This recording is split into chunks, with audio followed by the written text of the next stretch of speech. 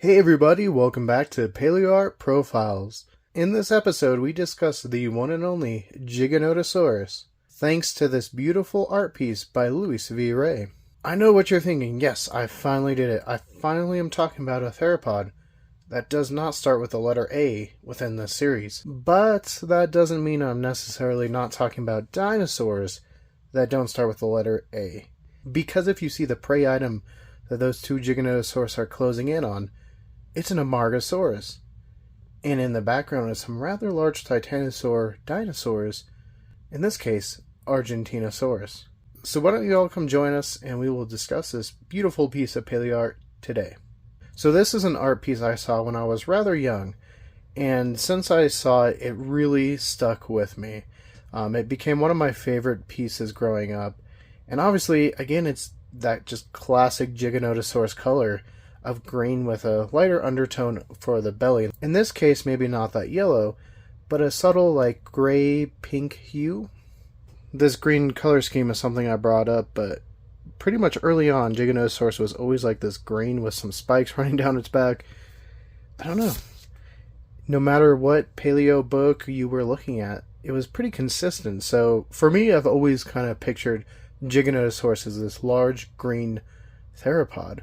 And I think that's really just down to the many pieces of art or models where Giganotosaurus was this green color. I guess, what they say is right, things you see as a kid really stick with you. So as I got older, I actually found this book, A Field Guide to Dinosaurs, which we've reviewed on the channel, but which featured the art of Louis V. Ray. And so that's where I think I really got introduced to Louis V. Ray and really got exposed to a lot of really fantastic ideas. If any of you guys have seen any of the other art pieces, you know this artist has a very unique style. And it's not just slap some flesh on bones, but there's a lot of almost speculative, artwork going on. And it's something that I really enjoy about Louis V. Ray as well as another paleo artist, Brian Eng, where they're just trying to see what dinosaurs could look like, especially with birds and just how crazy birds can look like. And not everything that we see on a bird is fossilized, so that doesn't mean just because we don't see it in the fossil record, it doesn't mean it does not exist.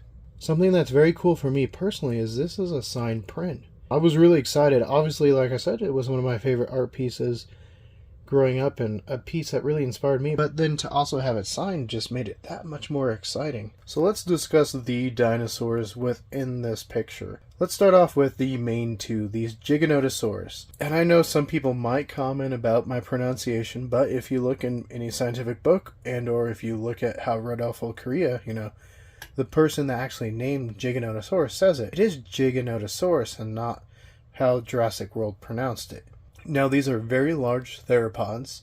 They are carcharodontosaur dinosaurs, being related to some other pretty large theropods such as Carcharodontosaurus out of Africa and Mapasaurus and Meraxes gigas, also out of South America. Now, like you saw earlier with our book review, Bigger Than T-Rex, a big claim to fame for this genus of dinosaur was that it was bigger than Tyrannosaurus. The biggest specimens we have of Tyrannosaurus, being Scotty and Sue, do weigh more than, Giganotosaurus. But like I said in that book review, we only have a handful of Giganotosaurus skeletons to go off of, which is far less in comparison with the Tyrannosaurus, which we have dozens upon dozens of actually really good specimens. I mean, Tyrannosaurus is one of the most well-researched of any, if not the most well-researched prehistoric animal.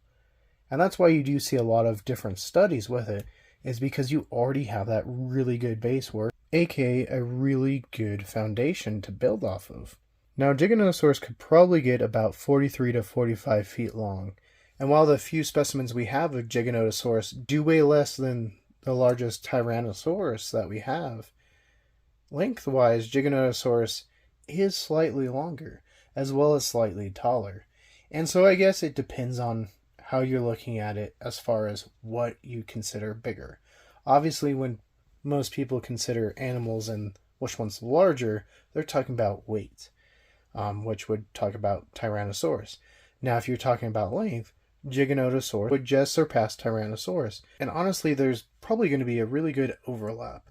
The biggest Tyrannosaurs are not the average. The average is closer to AMNH 5027, which is about 40 feet long. Now, as of recent, with the discovery of Meraxes gigas, the skull shape of Giganotosaurus is slightly different than what we see here, being a little bit more rounded, though I do like this one because it shares some similarities with Carcharodontosaurus, especially when I look at like the front portion of this one here.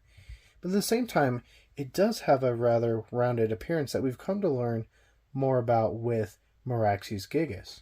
Now we do see some ornamentation up here, just some spikes or scoots perhaps, as well as you see them kind of continue all the way down the back. Now, what Giganotosaurus is cohabiting this picture with is now outdated.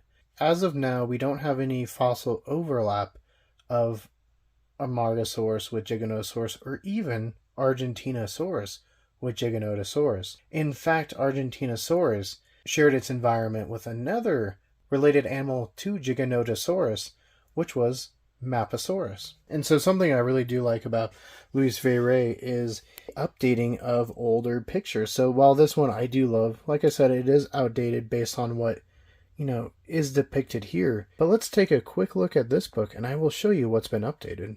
Okay, so there's the original and here is the new one, where now the Amargasaurus has been changed to a juvenile Argentinosaurus, and the big bad of the picture, Giganotosaurus, was actually changed to Mapasaurus. Here you can see what I was talking about, where Mapasaurus has a much more rounded, kind of boxy skull. And one thing that I was kind of just noticing now is Giganotosaurus is known for like this really boxy lower jaw, where it really is just kind of flat, and it doesn't look quite flat there. It looks kind of rounded, and I noticed that there. But yeah, like I said, it's actually quite interesting just to see this picture was updated to match more science. And now that it is a Argentinosaurus juvenile, those spines have been replaced, so you see a little bit more detail on the body of Mapasaurus. One thing I will say is this left individual here doesn't look too much changed.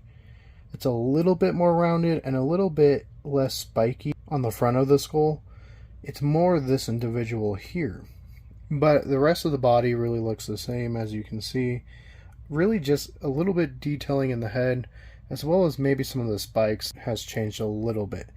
But like I said, it's really cool, and to see both these large Carcharodontosaur dinosaurs featured is just really, really cool. Perhaps again we'll talk about that picture on another day, but let's go back to this one. So Amargasaurus is just a really fascinating dinosaur. For a long time it was really unique. Now we do have another genus of dinosaur that's similar, but whereas Amargasaurus's spines point backwards, the other one points forward. Amargasaurus isn't big. It's about 40 feet long, which is small for a sauropod, but I guess I should say it's still big, right? The artistic style that was chosen here was not to have the skin go all the way up and still have those spikes protruding out. But I really like this coloration, like that dark black running down the back with some black stripes, and then that orange. I mean, it just pops and it's vibrant, and it's just really unique for a sauropod. The coloration that Ray picks is just awesome. Like, sometimes people don't like it because it might be super bright, like birds. A lot of times the Tyrannosaurs are bright blue, and people are just like, nah, I don't like that, blah, blah, blah. But I like it. Let's be creative, guys. Currently, we don't have a lot of knowledge on the color of dinosaurs. Some we do have a little bit, just because of the feathers that were preserved. But outside of that, really just educated guesses. So don't get too crazy. These ones aren't super crazy. They're not just like 30 different colors. At the same time, they're not just bland browns and grays like we would expect if they were a large mammal. Because at the end of the day, they're not a mammal. And if we look at the dinosaurs that survived, as far as the birds, we see some really varied coloration. From blacks to bright reds to oranges to yellows. So who's to say dinosaurs couldn't be that? Now in the background we do see Argentinosaurus, which really doesn't get a lot of focus within this picture. And it's something that perhaps changing it to the juvenile Argentinosaurus made a little bit better. you get a little bit more viewpoint of the Argentinosaurus. Argentinosaurus is currently the largest known dinosaur. Now, one thing I will say is you can kind of tell the age because the Argentinosaurus's head is kind of boxy. Definitely does not look like the Chased by Dinosaurs one, which is good because I'm not sure what they were going for there. But yeah, you can kind of tell the age there. I mean, look how massive. Even though they're clearly in the background, this one right here looks gigantic. And so you definitely get a scale. You see the world and you see the dust blowing up. It's just a beautiful art piece, and I'm glad I was able to share it with you.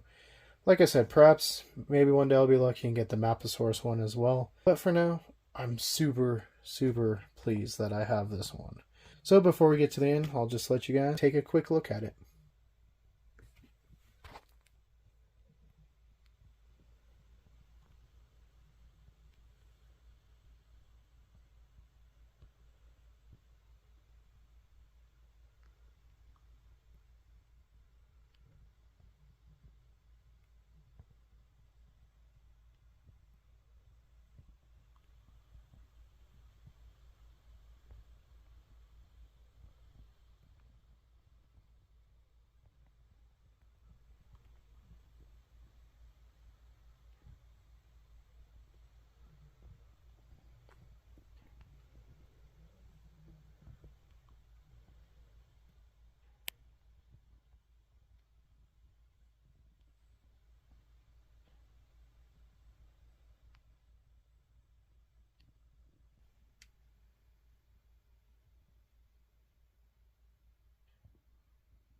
So I hope you guys enjoy this latest episode of PaleoArt Profiles. I've really been enjoying this series and just the opportunities to talk about a lot of different types of dinosaurs that we usually don't get the opportunity to talk about, as well as showcase some of my favorite artists as well as art pieces that I've been able to collect throughout the years.